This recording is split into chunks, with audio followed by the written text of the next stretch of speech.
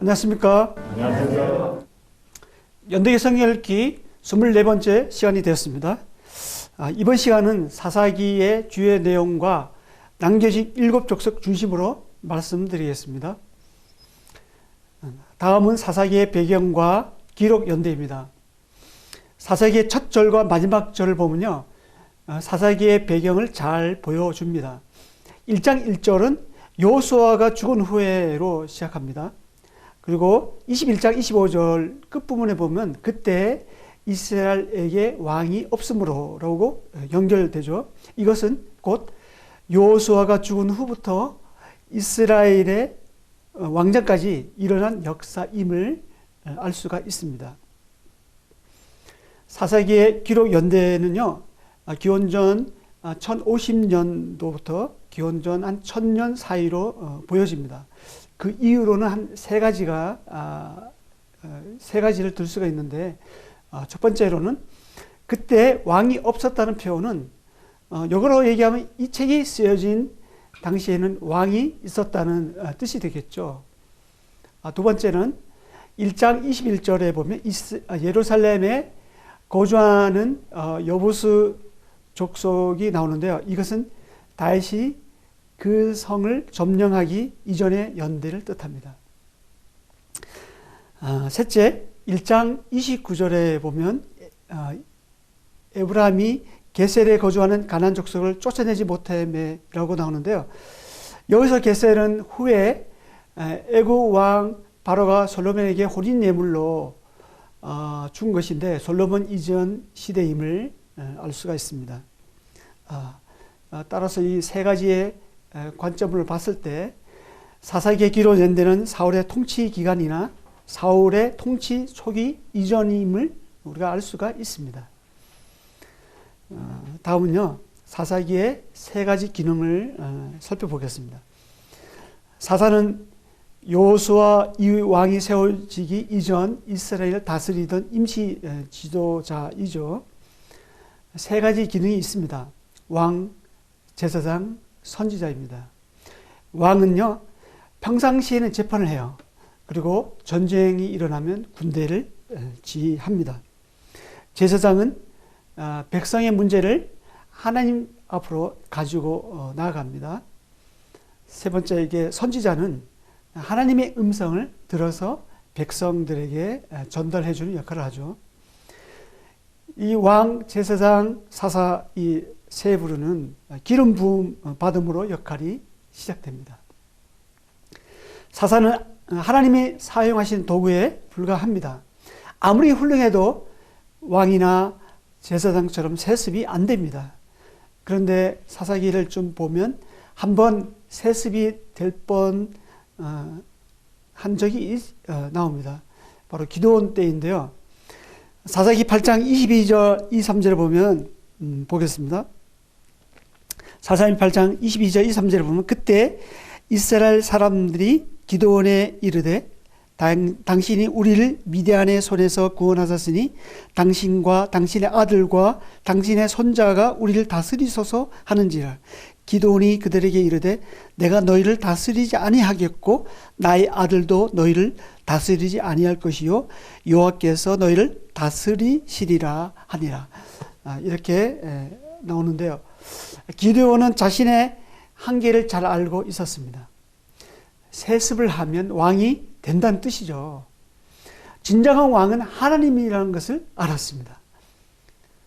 바로 예수 그리스도가 진정한 사사로 오셨죠. 그리스도는 기름 부음을 받았다는 뜻입니다. 그리스도께서 기름 부음을 받음으로 인해서 왕과 제사장과 선지자의 역할을 완벽하게 시작하셨습니다. 동방 박사들이 가지고 온 예물 세 가지 뭔지 아십니까?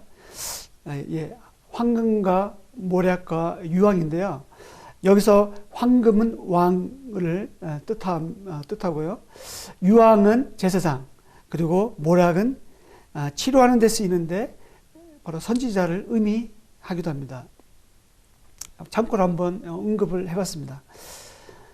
다음은 사사기의 주요 특징입니다. 사사기는 하나님의 말씀에 순종하지 않았던 사람들의 결과가 어떠한지를 보여줍니다. 여호수아 24장 15절에 보면 여호수아가 이렇게 얘기하죠. 너희 섬길 자를 오늘날 택하라 라고 이렇게 말합니다. 결국 사사기는 뭐냐면 보이지 않는 하나님을 택할 것인가 아니면 보이는 바알을 택할 것인가의 문제입니다. 이스라엘은 보이지 않는 하나님보다는 보이는 바알을 택했어요. 그래서 이 사사시대에는 400년의 제악순환의 연속이었습니다. 결국 땅의 축복에 눌려서 하나님의 축복과 영광을 잃어버리는 세월이라고 할 수가 있습니다. 사사기의 주요 특징을 지금 보고 있는데요. 가나안 정복 1세대는 여호수아가 사는 날 동안과 여호수아 이후의 장로들 때까지만 해도 여호와의 큰일 행하심을 보았죠. 그리고 그때는 여호와를 섬겼습니다. 그런데 어떻습니까? 가나안 정복 2세대, 즉 여호수아와 당시 장로들 후에 일어난 세대, 그들은 여호와의 큰일 행함을 보지 못하였습니다. 그리고 또한 여호와를 알지 못하였습니다. 그리고 그 이후에 가나안 정복 3세대는 어떠합니까? 그 이후의 세대는요, 사사를 통해서 여호와의 큰 일을 보았습니다. 그럼에도 불구하고 우상 숭배로 더 악화된 삶을 살게 되죠. 여호수아 죽자 여호와 하나님 그만 오니 그만 섬겨야 되는데 이스라엘 사람들은 그만 섬겼어요. 스탑. 여호와 하나님을 그만 섬겼습니다. 그러다 보니까 자연히 자기 생각대로 그렇게 살게 되는 그런 시대가 되었던 것입니다. 또 사사기는 올레디와 낫 사이의 긴장을 보여주죠. 이미와 아직 그런 사이의 긴장을 보여줍니다. 이것은 뭐냐면 이미 구원은 받았지만 아직 하나님의 나라가 완성되지 못한 상태를 말합니다. 이스라엘이 가나안을 정복함으로써 백성 땅 주권이 이루어졌죠. 그렇지만 주권은 계속적으로 이루어가야 할 부분이라는 것입니다. 바울은 이것을 가리켜 빌립보서 2장 12절에서 이렇게 말하고 있습니다. 항상 복종하여 두렵고 떨림으로 너희 구원을 이루라 이렇게 말씀해 주고 있습니다. 하나님 나라는요, 하나님의 주권이 행사되는 나라를 뜻합니다. 그 주권은 바로 하나님의 말씀에 대한 순종으로 나타납니다. 이렇게 하나님 말씀에 대한 순종을 하게 되면 하나님을 더 의존하게 되죠. 그런데 사사기는 어떻습니까? 하나님을 떠나 독립하려는 자기 중심성을 보여줍니다. 하나님께 의존하기보다는 하나님으로부터 독립하려 떠나려는 타락성을 다루고 있습니다. 사사기의 그 특징을 한마디로 말씀드리면 자기 중심성이라고 할 수 있습니다. 이것이 바로 우상숭배예요. 우상숭배는 철저히 자기를 위해서, 자기 만족, 그리고 자기 중심적으로 모든 걸 맞춰가는 게 우상입니다. 근데 구원은 어떻습니까? 구원은 이런 자기 중심에서 하나님 중심으로 옮겨 돌아서게 하고요. 그 다음에 하나님을 더욱 의존하게 만들죠. 철저히 자기를 넘어서는 겁니다. 다음을 보시겠는데 다음은 사사기의 주요의 내용입니다. 세부 내용은 인쇄물을 참조하시면 좋겠습니다. 이 시간은 주요 흐름만 살펴보겠습니다. 사사기는 정확한 연대 순으로 기록되지는 않았습니다. 사사기 저자는요, 전체 줄거리를 나름대로 그 예로 사사기 20장 28절 앞부분에 보면 아란의 손자 엘리아살의 아들 비느하스가 그 앞에 모시고 섰다라고 나오죠. 비느하스는 모세와도 함께 했던 훨씬 이전 시대 사람입니다. 근데 사사기 20장에 나와요. 뒷부분에 나와요. 이것은 바로 이 사사기가 연대순으로 기록되지 않았다는 단체 증거이기도 합니다. 사사기는 크게 세 단락으로 나누어집니다. 1장 1절에부터 3장 6절까지는요. 사사들 등장 배경에 대해서 다루고 있습니다. 그리고 3장 7절에서 16절까지는요. 사사들의 활동 이야기가 나오죠. 그리고 17장에서 21장 뒷부분에는 사사 시대에 있었던, 특히 사사 시대 초기에 있었던 두 사건을 다루고 있습니다. 그러면서 하나님을 왕으로 모시지 않은 결과가 얼마나 영적으로 그리고 도덕적으로 타락하게 만드는지 잘 보여줍니다. 예, 다음입니다. 다시 서론 부분으로 가볼까요? 1장에서 3장 6절까지입니다. 사사기 1장 27절에서 35절에서는요, 각 지파별로 가나안 사람들을 쫓아내지 못한 이야기가 나옵니다. 어떻게 쫓아내지 못한 가나안 사람들이 결심하죠. 그리고 그 땅에 거하였습니다. 유목민이었던 이스라엘 족속은 농사를 지어본 경험이 없었어요. 그래서 어떻게 보면 일부러 남겨 놓았는지 모르겠어요. 그래서 그들 이용해서 농사를 짓는데 도움을 받고 싶어 했을 겁니다. 사사기 2장 11절에서 17절을 보면 결국 남겨둔 잔존 세력들이 가나안 문화가, 그런 잔존 세력들로 인해서 가나안 문화가 흡수가 되죠. 그러나 하나님을 떠나서 가나안 사람들이 섬기던 바알과 아스다롯을 섬기는 악을 행하게 됩니다. 이렇게 하여 사사기 서론 부분은 가나안 족속을 몰아내고 가나안 땅을 정복하는 일에 실패하고 하나님을 섬기는 일에도 성공하고 잊지 못하는 기록을 주고 있습니다. 이것은 여호수아의 마지막 고별 설교인 여호수아 23장에 나오는데요. 마지막 고별 설교에서 이제 언급했듯이 남은 땅을 완전히 정복하라고 지시한 것과 세겜에서의 언약갱신 여호수아 24장, 여기서 얘기하고 있는 가나안 족속의 풍습을 본받지 말고 오직 여호와만을 섬기도록 약속한 것을 지키지 못한 결과라고 할 수가 있습니다. 예, 다음 본론 부분입니다. 3장 7절에서 16절입니다. 여기는 12명의 사사가 나옵니다. 12명의 사사들은 한결같이 능력을 행했지만 결국 전부 크든 작든 타락하고 말죠. 모든 사사들의 이야기는 6가지 공식이 반복됩니다. 범죄, 진노, 심판, 고통, 기도, 구원, 타락. 이것은 이스라엘이 범죄하면 하나님께서 진노하시죠. 그리고 심판의 도구로 이방 민족을 사용하셔서 압박과 괴로움을 받게 하십니다. 그때 백성들은 부르짖죠. 그러면 하나님께서 사사를 세워서 구원하십니다.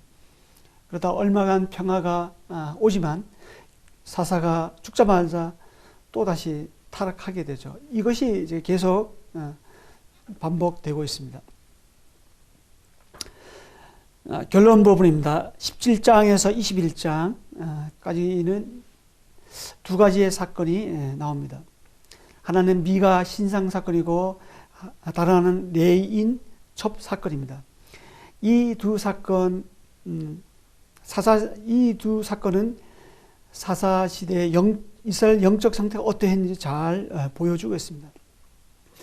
사사기 저자는 약 400년간의 사사 시대 역사를 왜 기록하였는지 그 의도를 책의 마지막 부분에서 분명히 밝히고 있는 것입니다. 17장 6절과 21장 25절에 보면요. 여러분도 아시겠지만 그때 이스라엘 왕이 없으므로 사람들이 각기 자기의 소견에 옳은 대로 행하였더라라고 나오죠. 하나님을 왕으로 모시지 않으면요. 하나님 말씀의 다스림을 받지 않게 되는데 결국 자기 소견대로 행하게 된다는 것입니다. 또한 약속의 땅에서 하나님의 통치를 받으려면 어떻습니까? 모든 모양이라도 버리고 담지 말아야 된다는 것을 가르쳐주고 있습니다. 오늘날 우리도 마찬가지입니다. 약속의 땅, 즉 교회 공동체, 믿음의 공동체에 들어왔다고 해서 하나님 나라가 저절로 이루어지는 것은 아니죠. 하나님 나라는 이제부터 시작인 것입니다. 하나님 나라는 하나님 말씀을 다스림을 받을 때 옵니다. 그럴 때 온전히 하나님의 통치가 행사가 되는 것입니다. 이것이 바로 성화의 과정이라고 말할 수가 있겠죠. 다음은 사사기의 반복 주기를 말씀드리겠습니다. 사사기의 본론에 해당되는 사사기 3장 7절에서 16장 31절을 보면요. 모든 사사들의 이야기가 6가지 주기로 6번 반복되고 있는 것을 볼 수가 있습니다.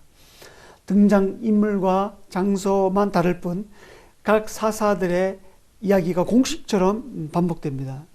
좀 전에도 말씀드렸지만 이스라엘이 범죄하고 또 하나님께서 진노하고 하나님 심판하시고 또 이스라엘 백성들은 기도하고 또 구원하고 타락하고 이런 것이 이제 하나의 공식처럼 반복이 되는 것을 볼 수 있습니다.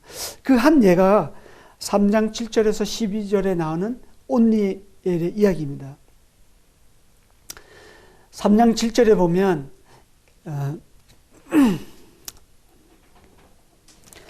3장 7절에 보면 이스라엘 자손이 여호와의 목전에 악을 행하여 라고 나오죠. 하나님을 잊어버리고 우상을 섬김으로 타락하고 범죄하죠. 근데 8절 전반부에 보면 여호와께서 이스라엘에게 진노하사 이렇게 나옵니다. 하나님께서 진노하시죠. 그리고 8절 이어서 보겠습니다. 8절 이어서 보면 그들을 메소포타미아 왕 구산 니사다임의 손에 파샀으므로 이렇게 나오죠. 하나님은 인근 이방 민족과 가나안 땅에 남겨놓은 민족들 심판의 도구로 사용하셨습니다. 그래서 이스라엘이 고통 가운데 처하게 하시죠. 9절 전반부에 보면요. 이스라엘 자손이 여호와께 부르짖죠. 부르짖음에 이렇게 나오죠. 그렇게 간구합니다. 그리고 9절을 이어서 10절까지 보면 여호와께서 이스라엘 자손을 위하여 한 구원자를 세워 그들을 구원하게 하시니라고 나옵니다. 그 결과로 평화가 찾아오죠. 그리고 11절 후반절과 12절 초반부에 보면 온니엘이 죽었더라 이렇게 나오죠. 그리고 이스라엘 자손이 또 여호와의 목전에 악을 행하니라 이렇게 나옵니다. 사사가 죽은 후에 그들은 또다시 타락하여 범죄의 길로 접어듭니다. 이런 사이클이 이런 이제 주기가 16장까지 6번이나 반복되고 있습니다. 이제 아래 표에 잘 정리해 놓았으니까 참조해 하시기 바랍니다. 이렇게 사사 시대에 이스라엘은 불순종함으로 안식의 땅에 들어왔음에도 불구하고 안식을 누리지 못하는 그런 아이러니한 시기를 보내게 되죠. 다음은 사사들과 연수입니다. 사사들의 배경을 보면 하나님께서 일하시는 것을 볼 수가 있어요. 하나님은 인간의 연약함을 사용하시죠. 그래서 인간의 연약함을 사용하셔서 자신의 능력을 나타냈습니다. 자, 에훗은 어떻습니까? 에훗은 왼손잡이입니다. 그리고 삼갈은 소모는 박대기로 블레셋 600명을 죽이죠. 그 이스라엘을 구원하였습니다. 드보라는 유일한 여성이었습니다. 기드온은 이름 없는 가문 출신이었지만 300명으로 미디안 군대 13만 5천 명을 물질렀죠. 다른 사사들도 마찬가지입니다. 하나님은 자신의 계획을 성취할 사람들을 지금도 찾고 계십니다.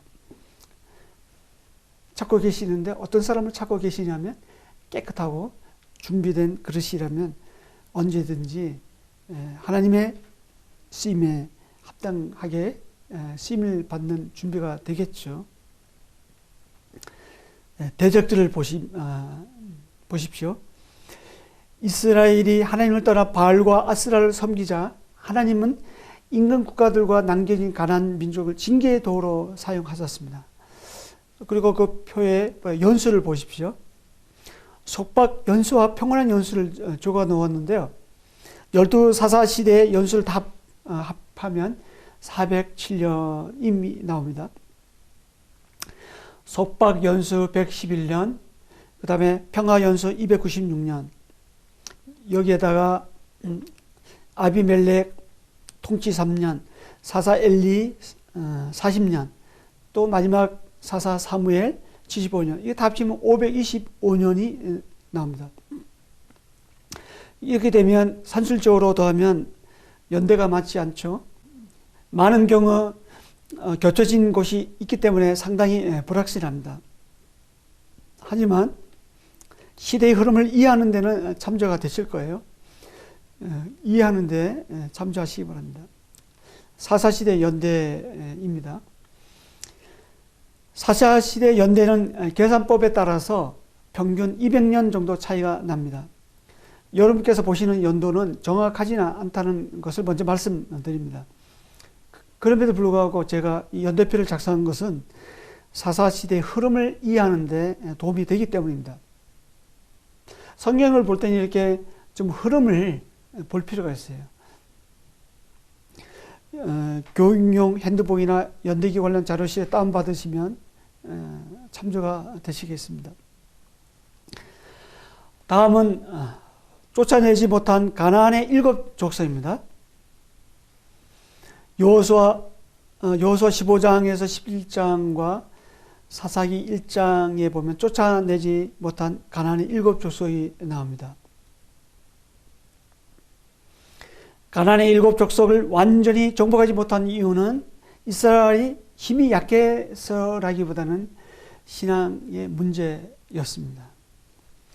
하나님의 말씀대로 쫓아내야 하는데 하나님을 온전히 신뢰하지 못했죠.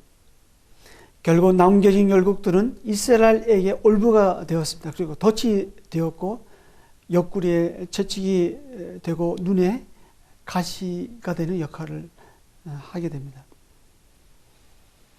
하나님께서 그들을 남겨두도록 내버려 두셨던 것은 사사기 2장 22절에 나와 있는 것처럼 나 여호와의 도를 지켜 행하나 아니하나 그들을 시험하려 함이라고 나옵니다. 결국 하나님은 사사기 3장 1절에서 4절에 나와 있는 것과 같이 이스라엘을 시험하려 하시고 또 가르쳐 알게 하려 하시고 또 모세를 통하여 그들의 조상들에게 이르신 명령들을 순종하는지 알고자 하려고 이렇게 하셨던 것입니다. 하나님을 알고 싶어 하신 거예요. 그런 것을 남겨 두셔서 이스라엘이 하나님을 경외하는지 안 하는지 그것을 알고 싶어 했던 것입니다. 오늘날도 마찬가지입니다. 우리 주변은 어떻습니까? 얼마나 올무와 덕과 채찍과 가시가 될 만한 요소들이 많이 있습니까? 우리는 그런 것이 치워지기를 바랍니다. 그런 것이 없어지면 하나님을 잘 섬길 거라고 생각을 하죠. 근데 하나님은 그런 것을 우리를 시험하십니다. 하나님을 사랑하는지, 하나님을 경외하는지, 하나님 말씀을 순종하는지 그런 걸 통해서 우리가 알 수가 있는 거예요.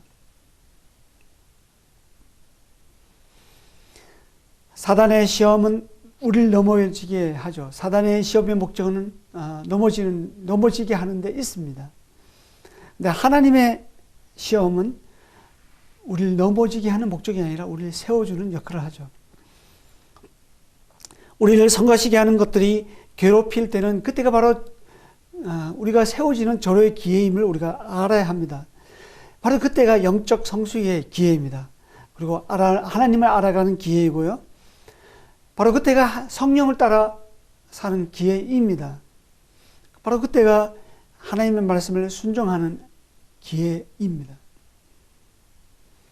하나님은 우리의 안전과 성숙을 위해서 마치 교통 표지판처럼 그런 것들을 우리에게 허락하셨습니다. 그것은 하나님을 사랑하라고 주신 신호등과 같은 것입니다. 우리가 그것을 알아야 돼요. 우리를 힘들게 하는 무언가 있다고 하면, 우리를 넘어지게 하는 그 유혹, 그런 것들이 있다 하면, 바로 그때 우리가 하나님을 의지함으로, 신뢰함으로 그것을 극복하는 조류의 기회라는 것입니다. 다음을 보시겠습니다. 다음은 오늘날 남겨진 족속입니다. 제가 얼마 전 이스라엘을 여행하면서 지도를 보고 깜짝 놀랐습니다. 지금 여러분이 보시고 계시는데요. 어떻습니까? 마치 사사기 1장을 보시는 것 같지 않으세요? 이스라엘은 1948년도에 독립하였죠. 가나안 땅을 다시 정복하였습니다. 그런데 사사기 때처럼 다 쫓아내지 못했어요. 군데군데 더러 이제 남겨진 열국들이 있습니다. 가자지구는 물론이고 헤브론, 베들레헴 등에 보면 지금도 팔레스타인 자치구역이 있습니다.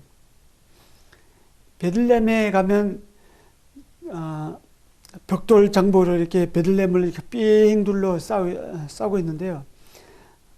또 여리고에는 철조망으로 이렇게 둘러싸여 있습니다. 그 안에 들어가려면 패스가 있어야 돼요. 마치 국경을 이제 통과하는 것 같은 그런 절차가 필요합니다. 지금도 함께 살고 있는 팔레스타인들은요, 이스라엘에게 올무와 옆구리와 가시와 같은 존재들입니다. 끊임없이 이스라엘을 괴롭히고 있어요. 오래전부터 지금도 앞으로도 이게 당분간 없어질 것 같지 않아요. 계속 거기에 테러가 일어나고 많은 이제 사건 사고의 소식을 우리가 접합니다. 끊임없이 팔레스타인과 이스라엘 충돌을 하죠. 갈등을 겪습니다. 어떻게 보면 이스라엘은 그런 이유로 하나님을 더 의존하고 있습니다. 지금도 이스라엘은 하나님을 한순간이라도 의지하지 않으면 언제 그 땅에서 쫓겨날지 모릅니다. 그래서 항상 보면 긴장되어 있는 것 같아요. 그래서 하나님을 의지하면서 기도하면서 또 그런 어려움들을 극복해 나가고, 애굽에서 건져낸 하나님, 바벨론에서 건져낸 하나님, 그 다음에 2000년 역사 속에서 나라 이룬 사람에서 다시 말씀대로 약속의 땅으로 회복한 그 하나님, 그 살아계신 하나님을 생각함으로 그들은 지금도 살아계신 하나님을 직접 경험하고 있습니다. 역사는 흐르지만 반복됩니다. 사사기에 있었던 일들이 바로 지금 이스라엘 땅에 그대로 재현되고 있는 것입니다.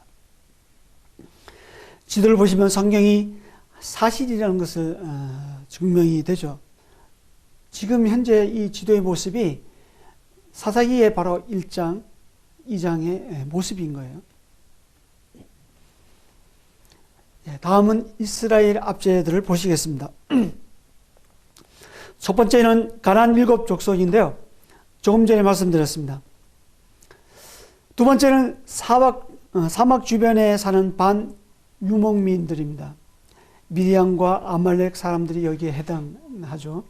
세 번째는 최근에 정착된 사람들입니다. 블레셋, 모압, 암몬 자손이 여기에 해당합니다. 지금의 최근이 아니라 사사기 당시 그 최근에 정착된 사람들 말씀드리고 있는 것입니다. 네 번째로 가장 큰 이협적인 존재가 있는데 그건 바로 가나안 종교입니다. 앞에 세 가지의 대적들보다 더 큰 무서운 적은 보이지 않지만 바로 이스라엘을 정체성을 흔드는 강력한 대적입니다. 다음 시간에 가나안 종교에 대해서, 가나안 문화에 대해서 말씀드리겠는데요. 그때 대해서 좀 상세히 말씀드리겠습니다. 이스라엘은 가나안 문화에 동화되었습니다. 그들의 가치관과 관습을 받아들였습니다. 그리고 결국 바알을 섬기게 됩니다. 여기서 특히 블레셋이 어떻게 생겨나게 되었는지 보고 이제 마치겠는데요. 다음은 해양민족 출현 블레셋입니다. 주전 1200년도에서 1040년경에 메소포타미아 이집트 대국의 힘이 약해졌죠. 그 200년 가까이 강대국이 출현하지 않았습니다. 바로 그때 아시리아가 발흥하게 되었죠. 이때 사사 시대가 시작됩니다. 이스라엘이 가나안 정복하던 때 해양 민족이 출현하게 됩니다. 블레셋은 그리스와의 여러 섬 지방에 있었는데 거기서 배를 타고 지중해 연안과 크레타 섬으로 밀려왔습니다. 그리고 크레타 섬은 아모스와 예레미야에서는 갑돌로 나오는데요. 이때 크레타 섬 사람들은 쫓겨나서 배를 타고 지중해 연안을 점령하였죠. 그리고 그 지역에 정착하게 됩니다. 바로 이 민족이 해양 민족입니다. 주전 12세기경에 그들은 애굽을 정복하려고 또 시도를 했습니다. 그렇지만 실패하고 맙니다. 그래서 가나안 남쪽 해안 지방에 정착하기 시작합니다. 이 민족이 이제 가사, 아스돗, 아스글론을 장악하죠. 그리고 가나안 땅에서 소유권을 이제 주장합니다. 바로 이 민족이 블레셋 민족입니다. 그 시기는 대략 이스라엘이 가나안 정복하던 때로 보여집니다. 블레셋 지역은 여호수아 시대 때는 정복하지 못하였죠. 그리고 사사 시대 때는 블레셋이 가나안 땅 내륙으로 이동하여 이스라엘에게 압력을 가했습니다. 블레셋은 철로 무장된 무기와 이스라엘 하나님보다 더 나아 보이는 우상을 가지고 있었기 때문에 이스라엘에게는 늘 위협적인 존재였습니다. 다윗 왕이 통치하던 시기에는 블레셋이 그렇게 위협적인 존재가 되지 못했죠. 하지만 그 이후 이스라엘 포로로 잡혀갈 때까지 계속적으로 이스라엘을 괴롭혔습니다. 이번 시간은 여기까지입니다. 다음 시간에 가나안 문화에 대해, 가나안 우상에 대해서 좀 더 살펴보겠습니다. 감사합니다.